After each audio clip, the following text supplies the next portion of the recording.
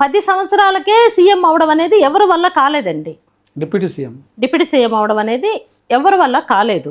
అది పవన్ కళ్యాణ్ గారి స్వంత కృషి ఒక 50% ఉంటే, లేదా ఒక 40% ఉంటే, 60% చంద్రబాబు నాయుడు గారు త్యాగం చేసినట్లే కదండి.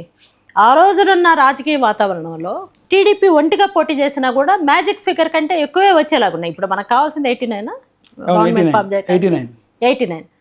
బట్ 135 దాకా తెలుగుదేశానికి వచ్చే పరిస్థితులు ఉన్నప్పుడు పవన్ కళ్యాణ్ గారిని కలుపుకోవాల్సిన అవసరం లేకపోయినా కూడా ఒక సుస్థిరమైన పాలనని అందించాలంటే, ఏం గొడవలు రాకుండా ఉండాలంటే ఇద్దరు కలిసి మిత్రత్వం చేయటంలో తప్పు లేదు అని బాబు గారు ఆ రోజు పెద్ద మనసు చేసుకొని ఆలోచించడం వలన డిప్యూటీ సీఎం అయ్యే అవకాశం పవన్ కళ్యాణ్ గారికి వచ్చిందనేది నిజం. ఆ నిజాన్ని నేను కాదండి, ప్రజలకు తెలుసు, పవన్ కళ్యాణ్ గారికి తెలుసు. కాబట్టి ఇంకో 15 ఏళ్ళు చంద్రబాబు నాయుడు గారు సీఎంగా ఉండాలని ఆయన చెప్తున్నారు. అంటే పార్టీ ఆవిర్భావ సభలో, జనసేన ఆవిర్భావ సభలో పిఠాపురంలో పవన్ కళ్యాణ్ ఒక సంచలనమైన వ్యాఖ్యలు చేశారు. 40 ఏళ్ల చరిత్ర గల టీడీపీ పార్టీకి మన వల్లే అధికారం చేపట్టిందంటారు. ఎవరు? పవన్ కళ్యాణ్ గారు అన్నారు, సాక్షాత్ పిఠాపురంలో అన్నారు. మరి జనసేన వల్లే పార్టీ అధికారంకి వచ్చింది టీడీపీ పార్టీ అంటారు. 40 ఏళ్ల చరిత్ర ఉన్నటువంటి తెలుగుదేశం పార్టీ మన వల్లే అధికారంకి వచ్చిందంటారు. ఏం చెప్తారు? ఏమండి, ఒక పార్టీ సపరేట్గా పెట్టుకున్నప్పుడు ఆ మాత్రం పంచి డైలాగ్స్ లేకపోతే ఎలా? చెప్పాలి కదా. చెప్పారు.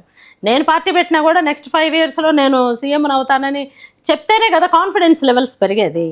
బట్ నేనేమంటున్నానంటే అండి, ఈరోజు కుక్కల చించిన విస్తరిలాగా అయిపోయినటువంటి ఆంధ్రప్రదేశ్ని మళ్ళీ రీఆర్గనైజ్ చేసుకోవడంలో చంద్రబాబు నాయుడు గారు, పవన్ కళ్యాణ్ ఉండబట్టే అది సాధ్యమైందని నేను మళ్ళీ గుచ్చి చెప్తా ఉన్నాను, నొక్కి అక్కడి నుంచి చెప్తున్నాను. కానీ ఇక్కడ బయట నుండి వచ్చే టెంప్టేషన్కి కదిలిపోయి ఆలోచనల నుండి బయటకు వచ్చి, లేకపోతే ఆచరణలో నుంచి బయటకు వస్తే మళ్ళీ నష్టపోయేది పవన్ కళ్యాణ్ గారికి. ఏమి నష్టం లేదు, జనం నష్టపోతారు, రాష్ట్రం నష్టపోతుంది.